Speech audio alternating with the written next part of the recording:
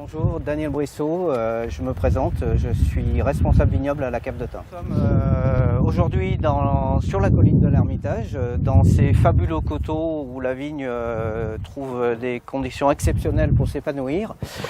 Mais en contrepartie, ces situations qui sont relativement pentues sont compliquées, difficiles à travailler, et notamment pour ce qui concerne l'entretien du sol. Suivant les situations de pente, on est amené à intervenir avec différentes techniques. Alors quand la pente est modérée, quand on est plutôt en pied de coteau, on a recours de nouveau, comme nos parents ou grands-parents, au cheval qui fait un excellent travail. On va buter, débuter et griffer les vignes plusieurs fois par an avec d'excellents résultats. Quand la pente est un peu plus forte, comme ici, on aura du mal à faire passer un cheval. On est obligé d'intervenir avec un treuil. Donc on met un treuil au sommet de la parcelle, on accroche une charrue et on va tirer cette charrue avec le treuil. Voilà, donc, le travail du sol en coteau, c'est quelque chose qui fonctionne bien, qui a été mis en place pendant des centaines d'années, mais qui pour nous aujourd'hui pose des problèmes de temps de travaux.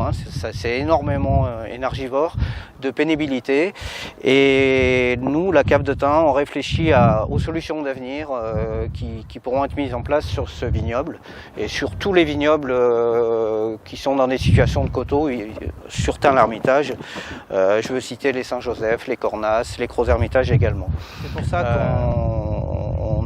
qu'on a embauché Marie qui va travailler pendant plus de 6 mois à étudier et à nous aider à avancer sur ces problèmes liés au suivi du travail du sol dans les coteaux. Bonjour, donc je me présente, je suis Marie, en stage pour 6 mois à la Cave de Tain pour mon mémoire de fin d'études.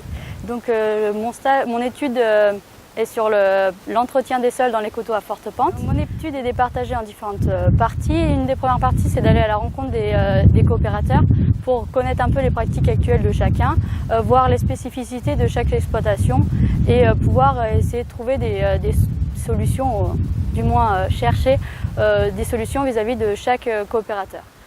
Donc une deuxième partie de l'étude consiste à essayer de trouver des solutions viables. Donc pour ce fait, on a essayé d'implanter ce qu'on appelle du sédum. Alors c'est cette petite plante vivace, une plante grasse qu'on trouve à l'état naturel dans les coteaux de l'Ermitage. Donc on l'a ramassée juste au-dessus de la parcelle présente ici.